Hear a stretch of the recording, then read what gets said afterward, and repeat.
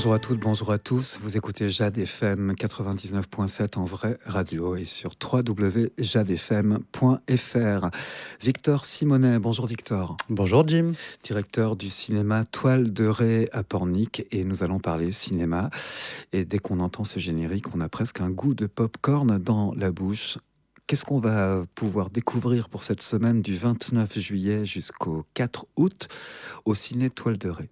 Eh bien, tu as plutôt raison quand tu parles de popcorn parce que effectivement, en ce moment, on a beaucoup de monde au cinéma, beaucoup de touristes aussi qui viennent et on vend beaucoup de popcorn. Donc, ça sent beaucoup dans le hall en ce moment. Ah, Donc, d'accord. ça attire, ça donne envie. Mhm. Alors, cette semaine, on a une sortie nationale et quelques sorties RSC et jeune public.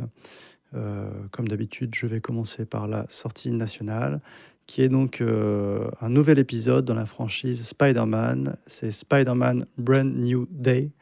Donc c'est cette fois, tu sais, les différents films avec Tom Holland, qui est accompagné aussi de Zendaya, donc vraiment les deux grandes stars du moment. Alors Tom Holland, inutile de dire qu'il joue Peter Parker. Alors, pour ceux qui n'ont jamais vu éventuellement Ouais. Spider-Man, Peter Parker, Spider-Man, voilà, il y a un indice là quand même. Mhm. Zendaya, Mark Ruffalo aussi qui joue Bruce Banner qui est Hulk. Et donc là, c'est dans un monde qui a oublié Peter Parker. Spider-Man doit affronter de nouveaux défis et des ennemis inattendus tout en se protégeant et en protégeant ceux qu'il aime. Voilà. Donc ça, c'est la grande saga des Marvel. Ouais, absolument. Alors, moi, Spider-Man, à titre personnel, j'adore les 3 premiers de Sam Raimi. Je les trouve absolument géniaux et ce sont des vrais films d'auteur. Je connais un peu moins ceux-là. Après, j'en ai entendu quand même du bien. On le propose aussi dans différentes versions. C'est vrai que je ne l'ai pas précisé. On le propose bien sûr en VF, mais également en VO, également en VF en 3D. Voilà. Donc lunettes obligatoires. Ah ouais, absolument. Sinon, on a mal à la tête. Spider-Man. Spider-Man. Maintenant, sur les autres sorties, donc plus RSC, nous avons Le Héros de Berlin, qui est un film de Wolfgang Becker, et Wolfgang Becker qui est le réalisateur de Goodbye Lenin en 2003. Donc il a vraiment un très gros film à son actif. Il avait été aussi scénariste sur La vie des autres. C'est un film qui a été réalisé, plutôt monté après sa mort aussi. Donc lui savait que ça allait être son dernier film, qui était plutôt dans une phase avancée de son cancer, même au moment du tournage, voilà. Et donc Le Héros de Berlin, qui est une comédie, clairement. Donc c'est l'histoire de Mischa Hartung, propriétaire d'un vidéoclub berlinois en difficulté, qui se retrouve un peu propulsé malgré lui, héros d'une grande évasion massive. En fait, le film se base sur un énorme quiproquo, une erreur, et finalement il devient une star malgré lui. Et donc du coup, où ça l'amène. Voilà. C'est plutôt bien fait et clairement, on passe un bon moment, quoi. Autre film à réessayer, cette fois un documentaire de Werner Herzog.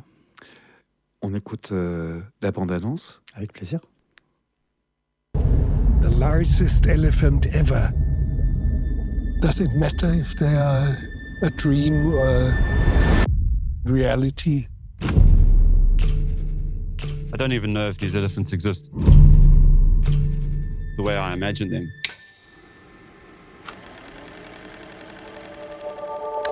The ghost elephants are giants living in these high-altitude forests, like a temple.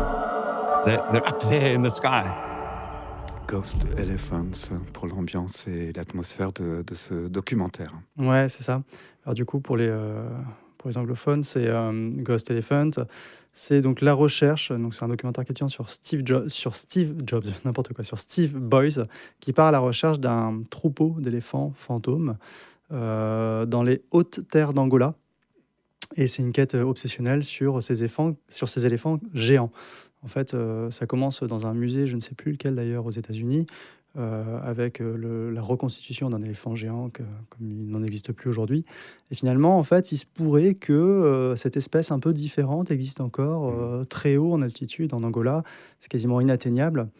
Donc Werner Herzog, à 83 ans, continue de réaliser des films très engagés, déjà aussi là sur l'écologie, visuellement impressionnant, et ça explore pas mal la relation donc, entre l'homme et la nature. C'est un cinéaste assez iconoclaste, qui va souvent, donc je parlais de quête obsessionnelle, il est souvent à la recherche des limites aussi. Donc lui, il a marché sur les volcans, il a vécu dans des tribus complètement isolées, enfin, il a fait plein de choses complètement folles. D'ailleurs, dans sa jeunesse, je pense qu'il était un peu casse-cou parce que dans sa jeunesse, il faisait aussi du saut à ski. Et il en a fait un très joli documentaire en format court qui s'appelle Le sculpteur sur bois, Steiner, quelque chose comme ça. Donc du coup, il cherche toujours un petit peu la limite, l'au-delà, etc. Et les quêtes obsessionnelles, et on le ressent vraiment dans son film. Donc là, quand ils partent en quête de l'éléphant, c'est vraiment un chemin de croix, et c'est passionnant. Voilà, donc Ghost Elephant, que je conseille vivement. Ghost Elephants, un documentaire qui est en VO. Oui, qui est en VO, absolument. Voilà pour Werner Herzog. Ensuite, nous avons donc 3 sorties jeune public, toujours donc avec un film de répertoire qui est Le Tombeau des Lucioles. Alors, Le Tombeau des Lucioles, film très connu d'Isao Takahata, peut-être son plus connu. Isao Takahata qui a fait aussi Pompoko ou Panda Petit Panda, et qui a cofondé aussi les studios Ghibli avec Miyazaki. Voilà. Ils n'ont pas le même style tous les deux, et donc là, Le Tombeau des Lucioles, qui est un des films pour moi les plus tristes de l'histoire du cinéma. C'est donc en 1945, 2 enfants qui luttent pour survivre dans un Japon qui est dévasté par la guerre, après avoir perdu leur famille lors d'un bombardement. Et voilà, ils s'enfuient comme ça. Et le film est extrêmement touchant, l'animation est magnifique. On le passe en VO et en VF aussi pour les plus jeunes qui souhaitent le voir. Alors, c'est pas à mettre devant tous les yeux non plus, parce que c'est quand même assez intense. Mais voilà, à partir de 12 ans, on peut le voir aisément. Et c'est super. Le Tombeau des Lucioles, et c'est un film d'animation. Absolument, tout à fait. Japonais.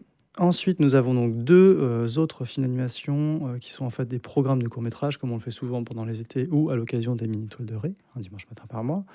Le premier, c'est Loup tendre, loufoque, qu'on a d'ailleurs passé à l'occasion des mini-toiles de Ré, qui est un programme de 6 courts-métrages qui explore avec humour et tendresse les différentes facettes des loups. Et nous passons aussi à un classique, La petite taupe aime la nature. Alors la petite taupe, c'est un personnage de Zdenek Miller. Donc il y avait la petite taupe aime la nature, et puis un troisième volet. Et donc là, c'est la petite taupe qui vit en harmonie dans la forêt jusqu'à ce que la construction d'une ville vienne bouleverser son quotidien. Voilà. Donc c'est très conseillé. Ce sont des animations qui ont été faites souvent entre les années 60 et 80. Voilà. Très bien.